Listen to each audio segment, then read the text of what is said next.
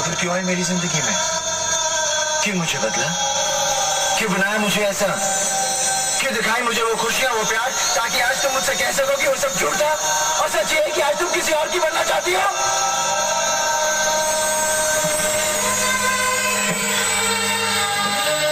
काजल, मैं जानता हूं कि तुम सिर्फ मुझसे प्यार करती हो, सिर्फ मुझसे। मैं तुम्हारे बगैर जिंदा नहीं रह सकता। हम किसी दूसरे की अमानत है। नहीं, तुम सिर्फ मेरी हो और किसी की नहीं हो सकती। हम दोनों के बीच अगर कोई आया तो समझो वो मर गया। काजल, इन हाथों ने सिर्फ हथियार छोड़े हैं, चलाना नहीं भूले। अगर इस चौखट पर बारात आई तो डोली की जगह उनकी अर्थियां उठेगी और सबसे पहले अर्थी उसकी उठेगी जिसके सर पर सहरा होगा। लाशें बिछा दूंगा, लाशें।